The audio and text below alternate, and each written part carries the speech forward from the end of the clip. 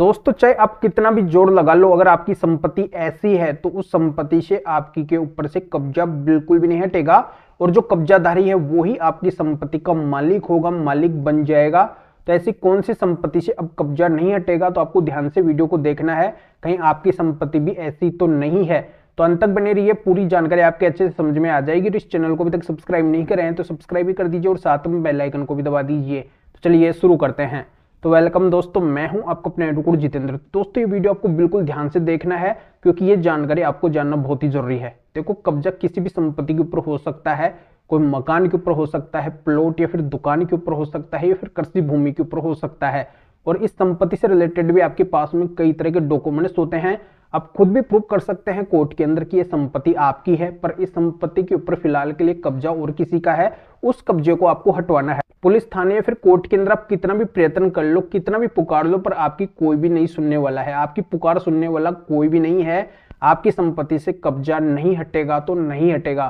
तो आपकी सबसे बड़ी कमजोरी है, इस वजह से कब्जा नहीं हटेगा। तो इस कमजोरी को आज मैं दूर करना चाहता हूं इस वीडियो के माध्यम से। ये आपकी कमजोरी अगर दूर हो जाती है तो पुलिस थाना कोर्ट आपकी पुकार सुनेगा, आपकी बात सुनेगा और आपकी संपत्ति से कब्जा बिल्कुल हटेगा। तो आज मैं आपको यही समझाने वाला हूं कि जैसे कई लोग ये बोलते रहते हैं कि हमारे पास में हमारी संपत्ति के सारे डॉक्यूमेंट्स है, प्रूफ है, हम साबित कर सकते हैं। तो चाहे साबित आप कितना भी कर लो, फिर भी आप कब्जे को नहीं हटवा पाएंगे। जब तक ये आपकी कमजोरी दूर नहीं होगी, ये काम आप नहीं करेंगे, तब तक कब्जा नहीं हटेगा। आपकी संपत्ति फिर से आपके हाथों के अंदर बिल्कुल भी नहीं आएगी, क्योंकि ऐसे कई सारे हजारों मामलों के अंदर अब तक मैं सक्सेस हासिल कर चुका हूं। एक प्रैक्टिकली एक्सपीरियंस मेरे पास में है कि हकीकत क्या है, कोर्ट किस तरीके से निर्णय देती है, पुलिस थाना किस तरीके से आपके पक्ष के अंदर आएगा, कैसे आपका काम होगा, कैसे आपकी संपत्ति से कब्जा हटेगा। ये सारी गणित मुझे पता है, तो मेरे से कोई भी बात छिपी हुई नहीं है। तो यही जानकारी आज मैं आप तक पहुंचाने वाला हूं कि इस कमजोरी को आप अभी दूर कर लीजिए। चाहे आपके पास में डॉक्यूमेंट्स क्यों ना हो, फिर भी आपकी पुकार कोई नहीं सुनेगा। तो आगे मैं आपको बताऊंगा कि ये कमजोरी कौन सी है। पहले मैं थोड़ी सी जानकारी आपको दे देता हूं कि कब्जा हटवाने के लिए आपको क्या क्या करना पड़ता है। तो यहाँ पे आपको पता है कि 1 जुलाई सन 2024 से पूरे देश का कानून बदल चुका है। जो अमित शाह जी है उन्होंने अनाउंसमेंट कर दिया है कि ये जो पुराने कानून है इनकी जगह हम 3 कानून लेके आए हैं देश के अंदर। अब ये जो भी कानूनी व्यवस्था चलेगी वो 3 नए कानूनों के तहत चलेगी। तो इन नए कानूनों के अंदर भी नई कानून व्यवस्था हुई है। और आपको पता है कि BNS के अंदर भी एक धारा ऐसी आई है, जो संगठित अपराध से अगर कोई संपत्ति अर्जित करता है तो उसके खिलाफ उस धारा के तहत कार्रवाई होता है। तो वो धारा है BNS की 111 उपधारा 7। तो इसके तहत आप उसके ऊपर FIR या फिर कंप्लेंट केस भी करवा सकते हैं। अब इसमें दूसरी धारा कौन सी है, वो है BNSS की 164, जो आप डायरेक्टली SDM को एप्लीकेशन दे सकते हैं कब्जे को हटवाने के लिए।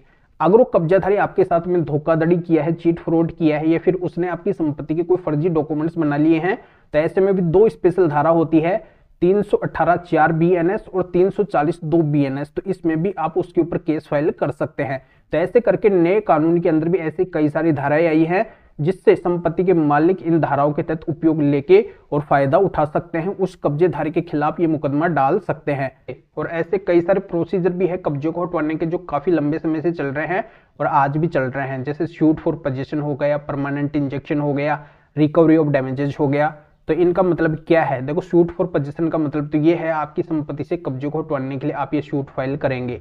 अब परमानेंट इंजेक्शन का मतलब ये है कि जैसे आप उसको हटा देंगे तो फिर वो बाद में कभी भी आपकी संपत्ति के ऊपर कब्जा नहीं कर सकेगा, परमानेंट इंजेक्शन अगर आप उस संपत्ति का ले लेते हैं। और रिकवरी ऑफ डैमेजेस का मतलब ये है कि जो भी आपका आर्थिक नुकसान हुआ है तो उसकी भरपाई इस सूट के जरिए से हो जाएगी।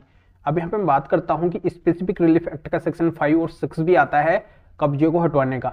अगर कब्जा हाल ही के अंदर 6 महीने के अंदर हुआ है तो आप स्पेसिफिक रिलीफ एक्ट के सेक्शन 6 के तहत उस कब्जे को हटवा सकते हैं। ये फिर कब्जा 6 महीने से पुराना है, वो अधिक समय का कब्जा है, तो उसमें फिर आपको स्पेसिफिक रिलीफ एक्ट का सेक्शन 5 डालना पड़ेगा कब्जे को हटवाने के लिए।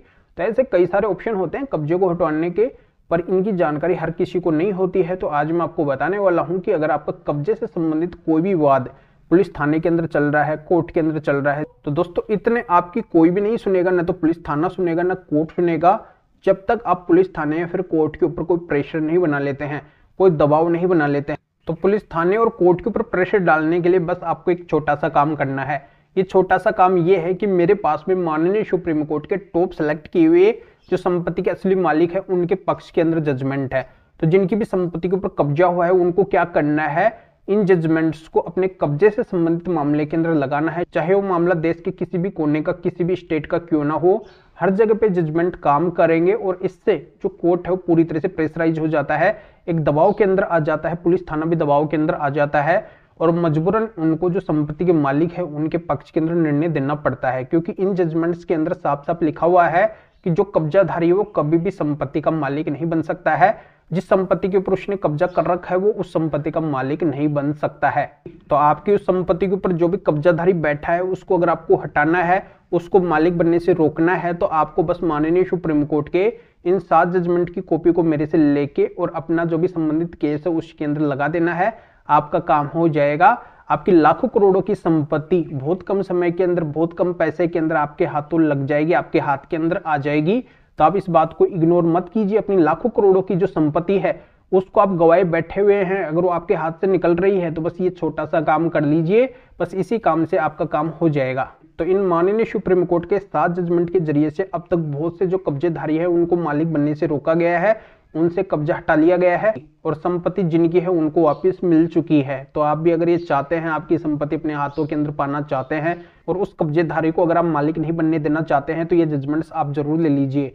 वैसे चाहे आपके पास में कितने भी मजबूत आपकी संपत्ति के ग्राउंड क्यों ना हो, एविडेंस क्यों ना हो, सबूत क्यों ना हो, अगर आपके पास में जजमेंट नहीं है माननीय सुप्रीम कोर्ट के, तो आपकी संपत्ति से कब्जा नहीं हटेगा, वो कब्जाधारी मालिक बन जाएगा, उसको आप मालिक बनने से नहीं रोक सकते हैं। तो माननीय सुप्रीम कोर्ट के इन 7 महत्वपूर्ण जजमेंट की PDF कॉपी अगर आप लेना चाहते हैं तो इस वीडियो को डिस्क्रिप्शन के अंदर जाइए, या फिर ये जो स्क्रीन के ऊपर व्हाट्सएप नंबर हो रहे हैं तो इस व्हाट्सएप नंबर के ऊपर भी आप व्हाट्सएप पे मैसेज कर सकते हैं। इन जजमेंट्स की PDF कॉपी लेने के लिए आप बोल सकते हैं और फिर मेरा असिस्टेंट आपको रिप्लाई देके आपको प्रोसीजर बता के 7 जजमेंट की PDF कॉपी आपको दे देगा व्हाट्सएप के ऊपर, और फिर आप अपने केस के अंदर लगा देना।